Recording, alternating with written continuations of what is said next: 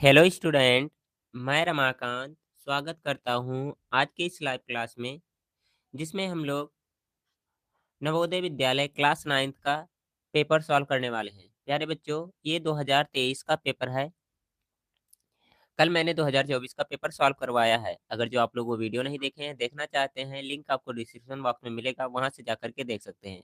पहले मैं पेपर आपको क्यों दिखा रहा हूँ, क्यों सॉल्व करवा रहा हूँ, ताकि आप पढ़ाई के दौरान ये समझ सकें कि कौन सा क्वेश्चन आपके एग्जाम के लिए इंपॉर्टेंट है और कौन से क्वेश्चन को आप लोग किस तरह से कर सकते हैं। ठीक है, और जब पेपर देखे रहेंगे ना, तो लगेगा कि हाँ, इस तरह का क्वेश्चन तो हमें तैयार ही कर लेना चाहिए, क्योंकि एग्जाम में ये बार बार पूछे जा रहे हैं। ठीक है, तो जल्दी से बताइए क्या आवाज आवाज आ रही है, तो हम लोग अपना सेशन स्टार्ट करें। सबको गुड मॉर्निंग, राधे राधे, जय श्री कृष्णा। कैसे हैं सब? मस्त है एकदम। आवाज आवाज प्रॉपर आ रही हो तो एकदम अच्छे तरीके से हम लोग स्टार्ट करेंगे अपना सेशन। बस एक बार आप लोग थम्स अप कर देंगे। ओके। और जो बच्चे टेलीग्राम चैनल और व्हाट्सएप ग्रुप को नहीं ज्वाइन कर पाए हैं, उनका भी लिंक आपको डिस्क्रिप्शन बॉक्स में मिलेगा, तो उनको भी जा करके आप लोग ज्वाइन कर लीजिए एकदम अच्छे तरीके से। ओके, तो यहाँ से स्टार्ट हो रहे हैं हम लोग के साइंस के क्वेश्चन। ठीक है, आप लोग को मालूम होना चाहिए कि अगर जो आप लोग नवोदय विद्यालय की तैयारी कर रहे हैं, जेएनवी की तैयारी कर रहे हैं, तो एग्जाम में कितने 35 साइंस के क्वेश्चन देखने को मिलेंगे। ठीक है, और 35 क्वेश्चन क्या होंगे, मैथ के होंगे। इसी प्रकार जो 15 क्वेश्चन यानी कि 15 क्वेश्चन जो होंगे आपके हिंदी और इंग्लिश के 15-15 क्वेश्चन होंगे। ओके, देखिए पहला क्वेश्चन यहाँ से स्टार्ट हो रहा है। अगर जो आप हिंदी में समझना चाहें तो हिंदी में देख सकते हैं, इंग्लिश में देखना चाहें तो इधर हिंदी इंग्लिश में भी देखने को मिलेगा। ठीक है, कल बच्चे कह रहे थे सर इंग्लिश में दिखाइए, इंग्लिश में दिखाइए, तो आज मैंने इंग्लिश में भी ले लिया है, कोई दिक्कत नहीं होना चाहिए। ठीक है, एकदम प्रॉपर आप लोग को दिख रहा होगा, ऐसा मैं उम्मीद कर रहा हूँ।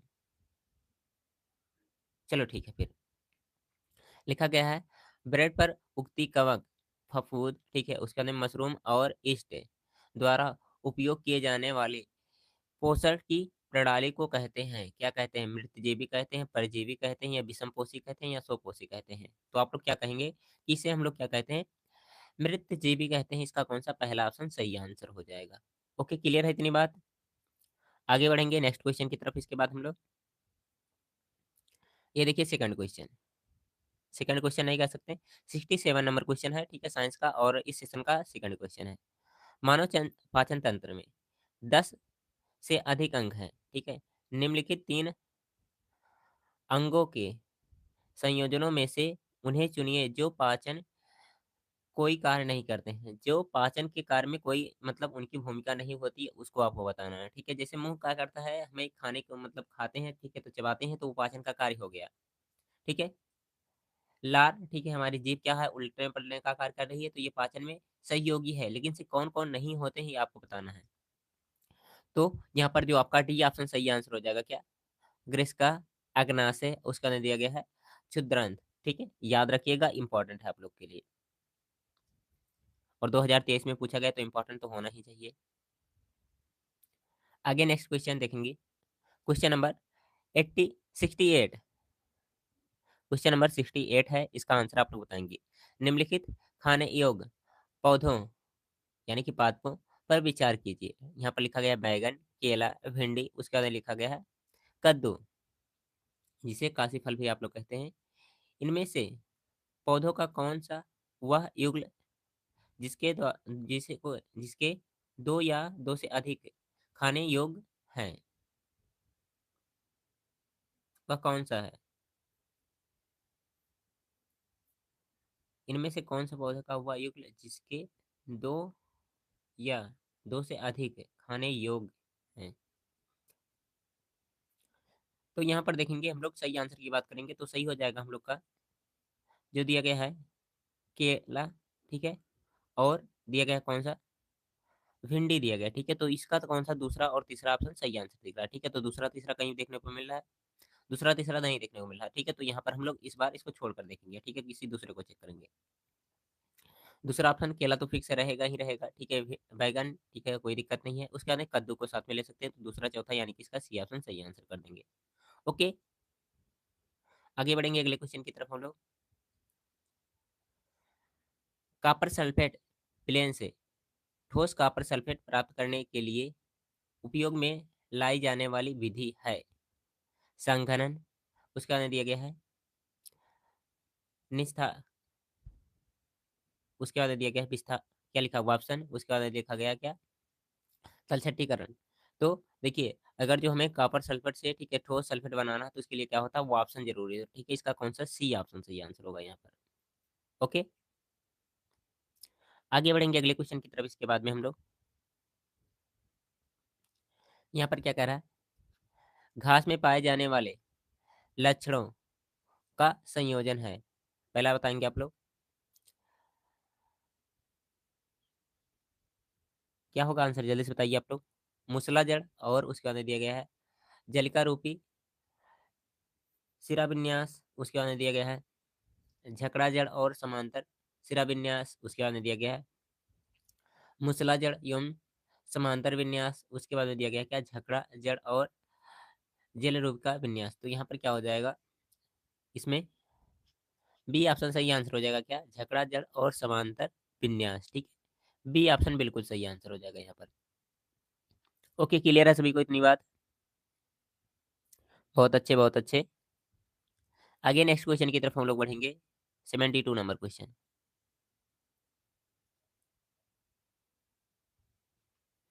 इसमें क्या कह रहा है, निम्नलिखित कथनों पर विचार कीजिए। अब विचार करने के लिए 4 कंडीशन दिए गए हैं, उसके बाद में नीचे 4 ऑप्शन दिए गए हैं।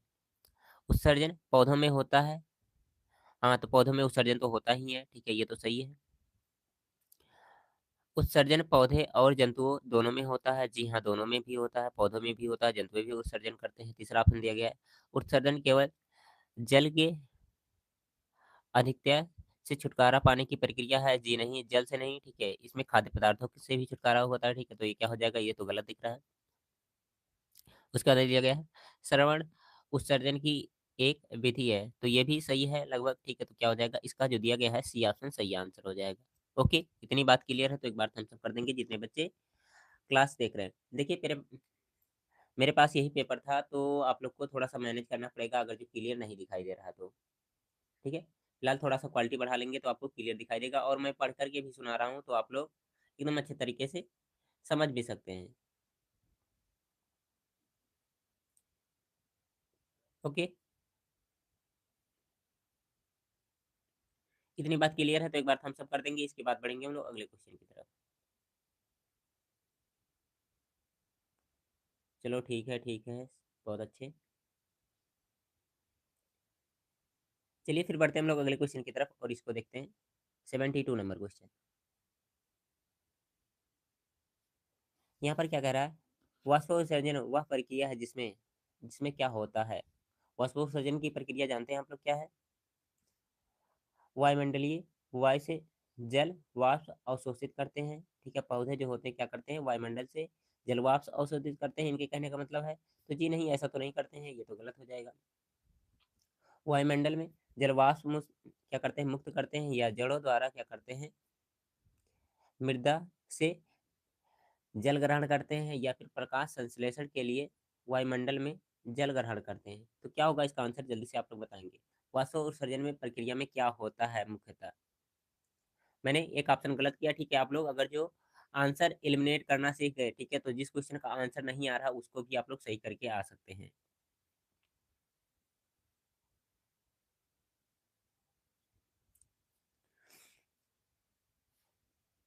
तो यहाँ पर क्या होता है, पौधे जो होता है उनके क्या होते हैं, भाग में जो जल होते हैं उनको क्या करते हैं, पत्तियों की सहायता से क्या करते हैं, निकालते हैं, ठीक है। वायुमंडल में क्या करते हैं, छोड़ते हैं, ठीक है। वायुमंडल में जलवाष्प मुक्त करते हैं, ठीक है, कहाँ से, पत्तियों द्वारा, ठीक है। तो इसका कौन सा जो दिया गया है, बी ऑप्शन सही आंसर हो जाएगा। क्लियर है इतनी बात, तो एक बार थम्स अप कर देंगे सभी बच्चे। आगे बढ़ेंगे अगले क्वेश्चन की तरफ। 73 नंबर क्वेश्चन, ठीक है, मैं इसको थोड़ा सा ऊपर कर दे रहा हूँ। इसमें क्या कह रहा है, पात को यानी कि पौधों को सूर्य के प्रकाश के अतिरिक्त प्रकाश संश्लेषण के लिए निम्नलिखित में से किसकी आवश्यकता होती है। अगर जो प्रकाश संश्लेषण की क्रिया संपन्न होनी है, तो किसकी किसकी आवश्यकता होगी, इनके कहने का मतलब यही है, आप लोग बताएंगे। तो प्रकाश संश्लेषण के लिए क्या आवश्यक होता है, जल होता है, कार्बन डाइऑक्साइड होता है, खनिज लवण होते हैं, क्लोरोफिल होता है, प्रकाश, ठीक है। तब जा करके ये एकदम अच्छे तरीके से कंप्लीट होता है, ठीक है। तो देखिए यहाँ पर चौथे ऑप्शन में दिया गया है, क्लोरोफिल भी लिखा गया है, जल लिखा गया है, कार्बन डाइऑक्साइड भी लिखा गया है, ठीक है। तो इस क्वेश्चन का कौन सा जो दिया गया है, डी ऑप्शन सही आंसर हो जाएगा। ओके, क्लियर है इतनी बात, तो आगे बढ़ जाएंगे हम लोग अगले क्वेश्चन की तरफ। इसमें क्या कह रहा 74 नंबर क्वेश्चन में, रेशम कीट रेशा स्रावित करते हैं जिसका पदार्थ होता है, मतलब किस चीज का पदार्थ है, ऐसा इनके कहने का मतलब यही आपको बताना है। रेशम कीट जो रेस का स्राव करते हैं, ठीक है, वो किस पदार्थ का होता है आपको बताना है। ठीक है, सेंटेंस थोड़ा सा ये लोग बचा कर रखते हैं ताकि आपको समझने में थोड़ा सा टाइम लगे। पहला ऑप्शन दिया गया है प्रोटीन, उसके अंदर दिया गया है कार्बोहाइड्रेट, ठीक है, केवल सेलुलोज या स्टार्च और सेलुलोज। तो क्या कहेंगे आप लोग, प्रोटीन इसका सही आंसर हो जाएगा, ए ऑप्शन। ओके, आगे बढ़ेंगे नेक्स्ट क्वेश्चन की तरफ। इसको देखिए और बताइए इसका क्या आंसर होगा। क्वेश्चन नंबर 75, इसमें क्या कहा जा रहा है, सर्दियों में प्रातःकाल में लकड़ी की मेज की तुलना में तांबे की प्लेटें ठंडी महसूस होती हैं। ठंडी में आप लोग, ठंडी चल रहा है थोड़ा थोड़ा, अब आप लोग महसूस भी कर सकते हैं इसको, कि आप लोग को क्या है, लकड़ी की तुलना में क्या होता है, जो प्लेट होता है ये ठंडा महसूस होता है। अगर जो लकड़ी को टच करेंगे कोई दिक्कत नहीं, लेकिन प्लेट को अगर जो टच करते हैं, ठीक है, तांबे वगैरह का, तो वो ठंडा महसूस होता है। इसका कारण क्या है, तांबे की प्लेट, ठीक है, लकड़ी की मेज की तुलना में अधिक ऊष्मा परिवर्तित करती है। उसके बाद में दिया गया है धातु की बनी है जिसका घनत्व लकड़ी के घनत्व से अधिक है। लकड़ी की मेज की तुलना में ऊष्मा बेहतर चालक है, ठीक है।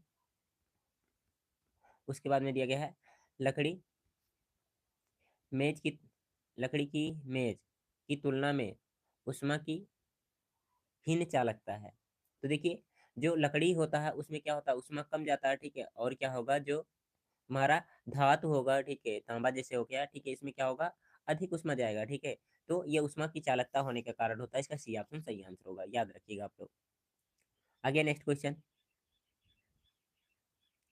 कितना था ये, इसे छोटा करना पड़ेगा, ये कितना था ये, 75 था। हाँ, 76 नंबर सही चल रहा है, कोई दिक्कत नहीं है। 76 नंबर क्वेश्चन यहाँ से है। इसमें क्या कह रहा है, कोई छात्र सोडियम हाइड्रोक्साइड को क्या कहते हैं हम लोग, NaOH कहते हैं, और ये क्या होता है, क्षार होता है। तन विलयन की एक बूंद नीले लिटमस पत्र और फिर लाल लिटमस पत्र की पट्टी पर डालता है, ठीक है, उसके परीक्षण होने चाहिए, कैसे होने चाहिए। पहले किस पे डाला है, ये नीले लिटमस पर डाला है, ठीक है, उसके बाद में लाल लिटमस पर डाला है, ठीक है, तो किसका परीक्षण किस तरह से होगा। तो देखिए यहाँ पर कौन सा हो जाएगा, नीले लिटमस पत्र के साथ लाल हो जाता है, ठीक है, और लाल वाले के साथ नीला हो जाता है। उसके अंदर दिया गया है नीले लिटमस पत्र में कोई परिवर्तन नहीं होता है, और लाल वाले में क्या हो जाएगा, ये नीला हो जाएगा। चौथे ऑप्शन में दिया गया है लाल लिटमस पत्र लाल हो जाता है, और जबकि लाल लिटमस पत्र में अच्छा, नीला वाला लाल हो जाएगा और इसमें कोई परिवर्तन नहीं होगा। उसका अंदर कह रहा है और नीला और लाल दोनों लिटमस पत्र रंगहीन हो जाएंगे। क्या होगा इसका आंसर, आप लोग जल्दी से बताएंगे, ठीक है। शायद क्लियर नहीं दिख रहा होगा, मुझे भी थोड़ा सा देखने में दिक्कत है, ठीक है, क्योंकि क्लियर दिखाई नहीं दे रहा है। तो क्या होगा इसका आंसर, जल्दी से आप लोग बताएंगे, इसका व्यवहार किस तरह से हो जाएगा। तो देखिए यहाँ पर होगा क्या, ये क्षार के साथ जब अब क्रिया करेगा, ठीक है, तो ये क्या करेगा, नीले के साथ में कोई परिवर्तन नहीं करेगा, ठीक है, कोई परिवर्तन नहीं होगा, ठीक है, परंतु लाल वाले को क्या कर देगा, नीला कर देगा। ओके, क्लियर है इतनी बात, तो ठीक है फिर नेक्स्ट क्वेश्चन बढ़ेंगे। इसके बाद हम लोग इसको देखिए आप लोग, देखो स्टेटमेंट वाले क्वेश्चन ज्यादा आ रहे हैं, तो आप लोग ऑफलाइन वाले कमेंट बॉक्स में बताइएगा, ठीक है, यहाँ पर नहीं, ऑफलाइन वाले कमेंट बॉक्स में बताइएगा कि कल से मैं क्लास स्टार्ट कर रहा हूँ, कल से, ठीक है, विज्ञान का, यानी कि साइंस जिसे आप लोग कहते हैं। आप लोग कहेंगे हिंदी में पढ़ाने के लिए हिंदी में पढ़ाऊंगा, अंग्रेजी में कहेंगे तो अंग्रेजी में पढ़ाऊंगा, अगर बाइलिंगुअल कहेंगे तो बाइलिंगुअल पढ़ाऊंगा। लेकिन से एक बार आप लोग पहले बता दीजिए कि आप लोग की क्लास पहले थ्योरी की होनी चाहिए या डायरेक्ट एमसीक्यू करें। देखिए, अगर जो डायरेक्ट एमसीक्यू करेंगे तो इन सब क्वेश्चन को थोड़ा सा समझने में हो सकता है दिक्कत हो, ठीक है, लेकिन से अपना अगर जो एक बार आपका थ्योरी पोर्शन कंप्लीट है तो कहेंगे मैं एमसीक्यू से ही स्टार्ट करूंगा। और ये सारी क्लासेस जो होंगी विज्ञान की, आपके श्रेष्ठता के लिए भी इंपॉर्टेंट होंगी, सीएचएस के लिए भी होंगी, और नवोदय के लिए, साथ साथ आपके जो क्लास में पढ़ाए जा रहे हैं, ठीक है, जैसे आप लोग स्कूल में जाकर के पढ़ रहे हैं उनके लिए भी इंपॉर्टेंट होगी। तो आप लोग बताएंगे किसके लिए, मतलब कैसी क्लास होनी चाहिए, एमसीक्यू होनी चाहिए या फिर थ्योरी फॉर्मेट में होना चाहिए। फिलहाल बताओ इस क्वेश्चन का कौन सा आंसर होगा आप लोग। यहाँ पर रासायनिक अपक्रिया दी गई है, इनका मतलब कौन सा सही होगा आपको बताना है। अपक्रिया के दौरान ध्वनि उत्पन्न हो सकती है, पहला कंडीशन कह रहा है। अपक्रिया के दौरान ऊष्मा उत्पन्न हो सकती है, परंतु अवशोषित कभी नहीं हो सकती है। उसके बाद में दिया गया है अपक्रिया के दौरान कोई गैस सदैव निकलती है। अच्छा, गैसें निकलती हैं, हाँ निकलती तो रहती हैं, कोई दिक्कत नहीं इसमें। उसके अंदर दिया गया है बनाने वाले उत्पाद का रंग भौतिक अवस्था अभिकारक से भिन्न हो सकती है। तो हाँ, हो सकती है, क्यों नहीं हो सकती, चेंज होता रहता है, ठीक है। तो चौथा ऑप्शन तो सही आंसर रहेगा, ठीक है, जिसमें चौथा ऑप्शन दिया गया सब में सही दिया गया है। तो और सबको किसी और को देखो कौन और सही हो सकता है, ठीक है। देखो, अगर जो आप लोग एक दो ऑप्शन सही करना सीख गए, ठीक है, या एक दो ऑप्शन गलत करना सीख गए, तो आंसर आराम से मिल जाएगा। लेकिन से अगर जो एलिमिनेशन मेथड यूज नहीं कर पा रहे, ठीक है, तो समझिए थोड़ा सा दिक्कत है। अगर जो थोड़ी बहुत पढ़ाई करते रहेंगे ना, तो ये सारी चीजें सीखते रहेंगे आप लोग कि कैसे किसको हटाना, कौन किसको रखना है हमें। तो पहला ऑप्शन भी लगभग सही है आंसर है कि अपक्रिया के दौरान क्या होगा आपका ऊष्मा जो है उत्पन्न होगी, ठीक है। अच्छा, इसमें ध्वनि कह रहा है, ठीक है, तो ध्वनि का कोई चांस ही नहीं है, ठीक है, ध्वनि कहाँ से उत्पन्न हो जाएगी। पहला ऑप्शन तो गलत कर सकते हैं। अब पहला ऑप्शन इसमें भी दिया गया, इसको भी गलत करोगे, इसको भी गलत करोगे, अब इन दोनों में से कोई एक सही होगा। अपक्रिया के दौरान, ठीक है, ऊष्मा उत्पन्न हो सकती है, परंतु अवशोषित कभी नहीं हो सकती, ठीक है, यानी कि क्या दिया गया है ये दूसरा वाला सही मिलना चाहिए, ठीक है, तो दूसरा वाला इसमें सही मिल रहा है, ये चलो सही है। और गैस तो निकलती ही रहती है, ठीक है, तो इसका कौन सा चौथा ऑप्शन सही आंसर हो जाएगा। एक प्रकार से आप लोग सही आंसर कर सकते हैं, कोई दिक्कत नहीं है। क्लियर है, तो एक बार थम्स अप कर दीजिए सभी बच्चे, उसके बाद बढ़ेंगे हम लोग अगले क्वेश्चन की तरफ। उष्मा क्षेपी जब क्रिया होंगी तो क्या होगी, वहां पर उष्मा निकलेगा ही निकलेगा। उष्मा का शोषण कब होता है, जब क्या होती है अक्रिया, क्या होती है में हम लोग क्या करते हैं, कोई वैसा पदार्थ डालते हैं, ठीक है। आगे देखेंगे, ये भी स्टेटमेंट वाला क्वेश्चन है, ठीक है। अब तक आपको समझ में आ जाना चाहिए कि किस तरह के क्वेश्चन पूछे जा रहे हैं।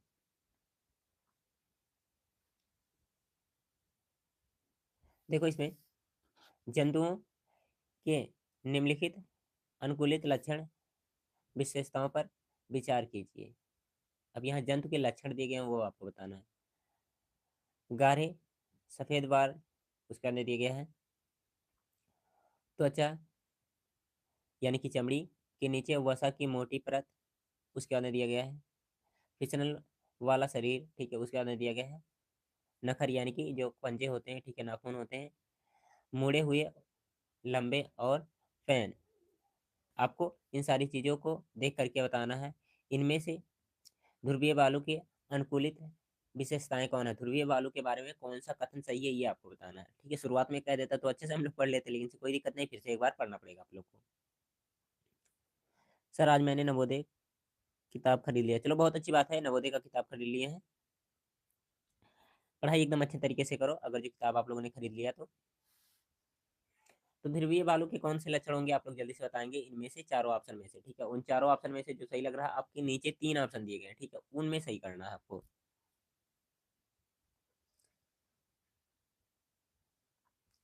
जल्दी से बताएंगे क्या होगा इसका आंसर। फिसलन शरीर तो इसका होता ही नहीं है, आप लोग पहले से जानते हैं। ध्रुवीय बालू आप लोग तो इसके बारे में सुने ही होंगे ना। ध्रुवीय बालू, इसका फिसलन शरीर होता है नहीं, इसका फिसलन शरीर नहीं होता, ठीक है, तो ये तो गलत हो जाएगा, ठीक है। तीसरा ऑप्शन जिसमें दिख रहा सही, उसको गलत कर दो, ठीक है। अब या तो पहला सही होगा, या तो फिर क्या सही होगा, तीसरा सही होगा। पहला और तीसरा में से कोई एक सही होगा। अब थोड़ा सा और दिमाग लगा करके कुछ अगर जो एक्स्ट्रा चीजें कर पाओ, तो आप लोग आसानी से आंसर कर सकते हो। तो देखिए, इनके जो बाल होते हैं, ठीक है, क्या होते हैं, सफेद बाल होते हैं, ठीक है, फर होते हैं, ठीक है, तो इसका पहला ऑप्शन सही आंसर होगा, पहला तो इसमें भी मैच कर रहा है, ठीक है। चौथा ऑप्शन अगर जो सही हुआ तो ये सही हो जाएगा, सी वाला। अगर जो क्या हुआ दूसरा, तो दोनों में दिया गया है, दूसरा चेक करने की जरूरत ही नहीं। तो चौथा देख लो, इसमें क्या लिखा गया है, नखर पंजे क्या होते हैं, मुड़े, और क्या होते हैं, लंबे पैन होते हैं, ठीक है। तो इसका कौन सा सी ऑप्शन यहाँ पर सही आंसर हो जाएगा, याद रखिएगा, बहुत ही इंपॉर्टेंट आप लोग के लिए हो जाएगा इस तरह का क्वेश्चन। क्लियर है, तो एक बार थम्स अप कर दीजिए सभी बच्चे।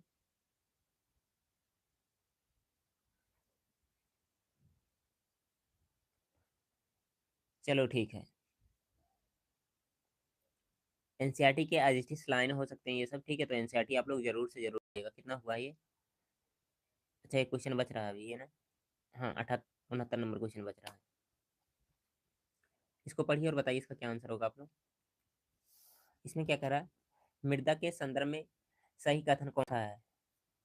क्या लिखा गया? दोमटी मृदा में केवल बालू और चिकनी मिट्टी होती है। दोमटी मृदा में केवल जल का अंतःशोषण बहुत तीव्र से होता है, या फिर अपेक्षे मृदा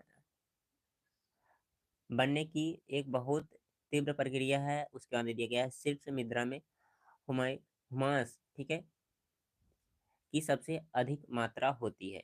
तो क्या हो जाएगा इसका जो दिया गया पहला ऑप्शन सही आंसर हो जाएगा यहाँ पर। ओके, क्लियर है इतनी बात? क्लियर है तो एक बार थम्स अप कर देंगे। अगर जो आपको समझ में आ रहा है तो हर एक क्वेश्चन के बाद में थम्स अप आता रहना चाहिए। आगे देखिए इस क्वेश्चन को और बताएंगे इसका क्या आंसर होगा। ठीक है, क्लियर दिख नहीं रहा होगा शायद आप लोग को। एक काम करिएगा, अगर जो आप लोग क्लास कर रहे हैं, ठीक है, तो मैं इसका पीडीएफ आपको दे दूंगा टेलीग्राम पर, वहां से जा करके देख लेंगे तो अच्छा रहेगा आप लोग के लिए ना।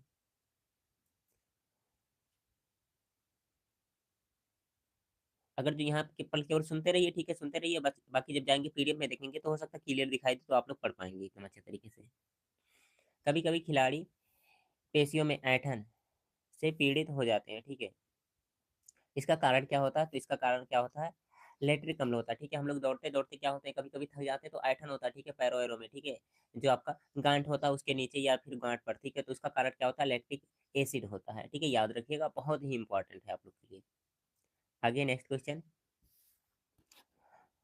मानव शरीरों में रुधिर और ऊतक, ठीक है, के बीच गैस विनिमय यानी कि आदान प्रदान तथा पोषक का अवशोषण निम्नलिखित में से कहाँ से होता है? तो ये कहाँ से होता है?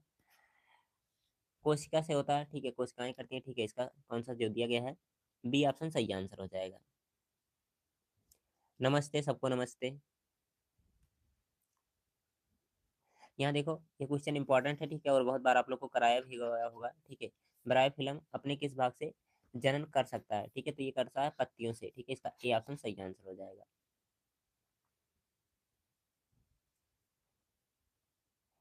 आगे क्वेश्चन दिया गया है, बाज की सबसे अधिक चाल 320 किलोमीटर पर आवर है, किलोमीटर पर आवर, ठीक है।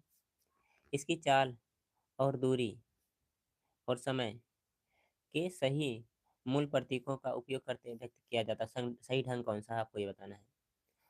तो यहाँ पर मैंने पहले से लिख दिया है, कितना हो जाएगा? 320 किलोमीटर पर आवर, ठीक है। डी ऑप्शन इसको लिखने का सही तरीका होगा, ठीक है। पहले किलोमीटर इस तरह लिखेंगे, छोटा के लिखेंगे, उसके बाद में स्मॉल एम और छोटा सा एच भी लिखेंगे, ठीक है। इस तरह से लिखा जाता है, आप लोग याद रखिएगा। आगे, कोई बस 36 किलोमीटर प्रति घंटे की चाल से 20 मिनट चलती है, ठीक है। इसके पश्चात 54 किलोमीटर प्रति घंटे की चाल से 20 मिनट चलती है। इसके द्वारा कुल कितनी दूरी कवर की गई है आपको ये बताना है, ठीक है। तो दूरी बराबर क्या होता है? चाल गुणे समय होता है। दूरी बराबर क्या होता है? चाल गुणे समय। तो यहाँ पर कितना लिखा गया? ये 36 है, ठीक है। और ये क्या है? मिनट में है, तो घंटे में चेंज कर लो इसको, ठीक है। तो 60 से भाग लगा देंगे, कितना हो जाएगा? 20/60। जीरो से जीरो कट जाएगा और 6 से काटेंगे, कितना हो जाएगा? 6×36 यानी कि 6×2 12, ठीक। यहाँ पर 12 किलोमीटर इसने चला। इसके बाद में 54 किलोमीटर वाला स्पीड निकालो तो कितना हो जाएगा? 54 गुणे कितना हो जाएगा? 20/60। हम लोग 60 से भाग क्यों लगा रहे हैं? क्योंकि हमें घंटे में मिनट से जाना है, ठीक है। एक जीरो से एक जीरो कट जाएगा, 6 से काटेंगे, 6×9 = 54 हो जाएगा। और 9 दूना कितना हो जाएगा? 18 हो जाएगा। 18 किलोमीटर यहाँ और 12 किलोमीटर यहाँ, तो कितना हो जाएगा? 12 8 20 और 10 30 हो जाएगा। इसका सी ऑप्शन सही आंसर हो जाएगा फिर, ठीक है। इतनी बात क्लियर होगी आई होप। आगे देखेंगे इस क्वेश्चन को और बताएंगे इसका क्या आंसर होगा। इसका कंडीशन दिया गया क्या नीचे? नहीं, बस यही विकल्प क्यों दिए गए हैं।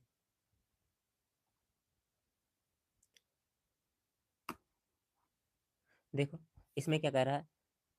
दर्शाए गए विद्युत परिपथ पर विचार कीजिए। ए बी, ए बी कहाँ दिख रहा है? ये ए बी है। तांबे का एक मोटा तार है। जब स्विच चालू करते हैं तो ए बी धारा प्रवाहित होती है, ठीक है। स्विच मतलब कहाँ पर है? स्विच ये है। इसको चालू करेंगे तो क्या होगी? धारा प्रवाहित होगी और बल्ब चलने लगेगा, ठीक है। हम यह लक्षण करते हैं तार ए बी गर्म होकर लाल हो जाता है, ठीक है। उसके बाद में क्या दिया गया है, विद्युत फ्यूज की भांति व्यवहार करता है और तुरंत पिघल जाता है। उसके बाद में क्या दिया गया है, स्पर्श करने पर तीव्र झटका लगता है, या फिर लिखा गया है निकट रखी चुंबक विक्षेपित करती है। इसके कंडीशन भी होने चाहिए थे आई थिंक। गर्म होकर लाल होने का कोई चांस ही नहीं है, पहला ऑप्शन तो गलत कर देंगे हम लोग, ठीक है। पहला ऑप्शन तो सही नहीं हो सकता, ठीक है। अब और ऑप्शन की बात करेंगे और सबको चेक करते हुए हम लोग आगे बढ़ेंगे। जैसे विद्युत फ्यूज की भांति व्यवहार करता और तुरंत पिघल जाता है, ठीक है। अगर जो तुरंत पिघल जाएगा तो बल्ब कैसे जलेगा, ठीक है। तो तुरंत तो पिघलाना नहीं होगा हमें, ठीक है। और किसकी तार है एक बार देख लेंगे हम, यहाँ पर दिया गया है तांबे की मोटी तार है, ठीक है। मोटी तार है तो वो पिघलेगी कहाँ से, फ्यूज कहाँ से होगा, ये तो कोई चांस ही नहीं, ये भी तो गलत होगा। स्पर्श करने पर झटका लगता है, ठीक है, ये सही हो सकता है क्योंकि अगर जो स्पर्श करेंगे तो झटका लगेगा ही लगेगा, ठीक है। अगर जो तांबे की तार है, ठीक है, अगर जो नंगी होगी तो झटका लगेगा, ठीक है। तो यहाँ पर कंडीशन अभी अप्लाई हो रहा है, ठीक है। आगे दिया गया है निकट रखी चुंबक की सुई विक्षेपित करती है। तो ये सही आंसर होगा डी ऑप्शन, ठीक है। क्योंकि यहाँ पर ये कंडीशन नहीं दिया गया है इस पर लेपन लगा है कि नहीं लगा, ठीक है। अगर जो ये इस पर क्या होगा, कवर होगा तो झटका नहीं लगेगा, अगर जो नहीं होगा तो लगेगा, ठीक है। तो ये भी गलत होगा, इसका कौन सा डी ऑप्शन सही आंसर होगा, ठीक है। कंक्लूजन आपको निकालना पड़ेगा, थोड़ा सा अपना भी दिमाग चलाना होगा। इसको छोटा करते हैं थोड़ा सा और इसको देखिए, बताइए आप लोग।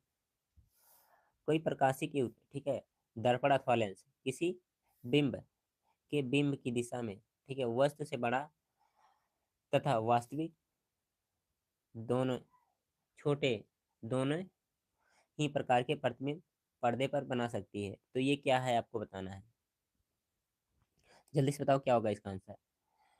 इसमें क्या हो जाएगा, या तो उत्तल लेंस हो जाएगा, या तो क्या हो जाएगा, अवतल दर्पण हो जाएगा। इसका सी ऑप्शन सही आंसर होगा, फिर यहाँ पर सी आंसर याद रखिएगा आप लोग।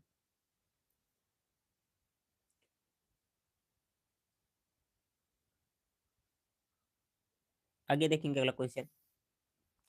संयुक्त राष्ट्र अनुसार, ठीक है, के अनुसार प्रति व्यक्ति प्रतिदिन पानी पीने, सफाई करना, भोजन बनाने और उचित स्वास्थ्यकर स्थिति बनाए रखने के लिए जल की कम से कम कितनी मात्रा होनी चाहिए, तो 50 लीटर दिया गया है, सही आंसर हो जाएगा यहाँ पर। आगे आगे देखेंगे इसमें, इसमें क्या करना, खाद्य श्रृंखला देखना है, ठीक है। तो खाद्य श्रृंखला कौन हो जाएगा, सबसे पहले क्या आएगा, घास आएगा, चलो ठीक है, घास है। घास को कौन खाते हैं, कीट खाते हैं, मेढक घास खाता नहीं है, ठीक है। तो ये तो गलत हो जाएगा, घास कीट खाते हैं, यहाँ पर ये विषय चल रहा है, ये विषय चल रहा है, ठीक है। अब मेढक कीट को कौन खाएगा, सांप खाएगा, जी नहीं, सांप नहीं खाते हैं कीट को, ठीक है। यहाँ पर मेढक दिया गया है, सांप क्या कर सकता है, नहीं, मेढक क्या कर सकता है, कीट को खाएगा, चलो ठीक है। अब मेढक को कौन खाएगा, उका उकाब लिखा गया है, पता नहीं क्या, उकाब, ठीक है। उसके अंदर दिया गया है सर्प, तो सर्प को क्या करेगा, मेढक को खाएगा, उसके अंदर क्या हो जाएगा, इसको ये खा लेगा। तो इसका डी ऑप्शन सही आंसर होगा, याद रखिएगा आप लोग। आगे नेक्स्ट क्वेश्चन की तरफ पढ़ेंगे इसके बाद हम लोग। इनमें से सही कथन चूज करना है, तो यहाँ पर जो दिया गया है सी ऑप्शन सही आंसर हो जाएगा। कपास खरीफ की फसल है और सरसों क्या हो जाएगी, रबी की फसल, ठीक है। याद करने का तरीका मैंने बताया था, रस, ठीक है, रस से याद करेंगे। रा से क्या हो जाएगा, रबी की फसल। सा से क्या हो जाएगा, शीत ऋतु, ठीक है। शीत ऋतु में बोए जाने वाले फसल क्या होते हैं, रबी की फसल होते हैं। और खाओ हुआ होता है, ठीक है। तो जो वर्षा ऋतु में बोए जाते हैं वो खरीफ की फसल। 90% फॉलो करता है, ठीक है। मैं अपने द्वारा बनाया हूँ, ठीक है, याद करने के लिए, तो आप लोग भी याद कर सकते हैं, इससे कोई दिक्कत नहीं है। यहाँ पर दिया गया है, आपको कंडीशन दिए गए हैं, कृषि पद्धतियाँ, ठीक है, क्रियाकलाप। अब इसमें आपको चेक करके बताना है कि कौन सा सही कठिन, ठीक है। जुताई दिया गया है, उसके अंदर दिया गया है फसल चक्रण, उसके बाद में दिया गया है बढ़ती जमीन, उसके बाद में क्या दिया गया है, खाद उर्वरक मिलाना।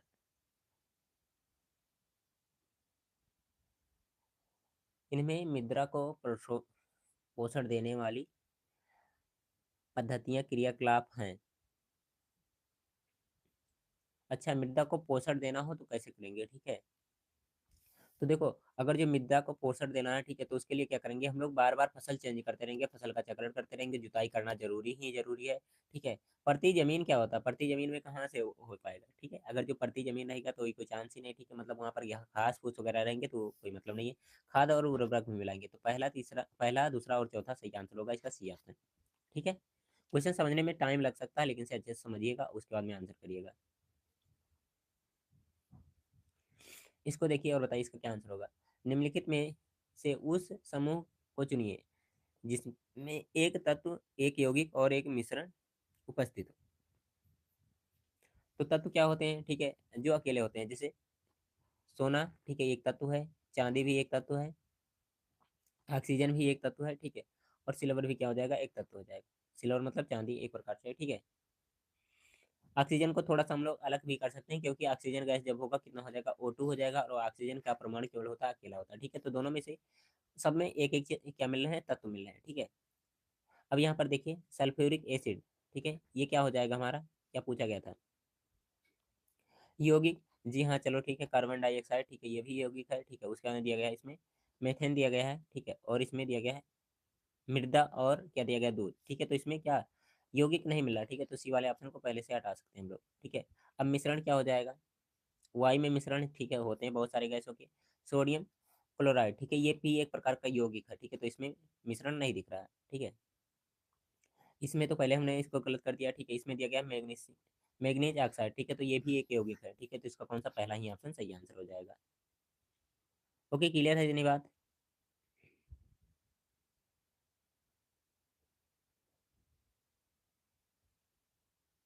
आगे देखेंगे अगला क्वेश्चन और बताएंगे इसका क्या आंसर होगा आप लोग।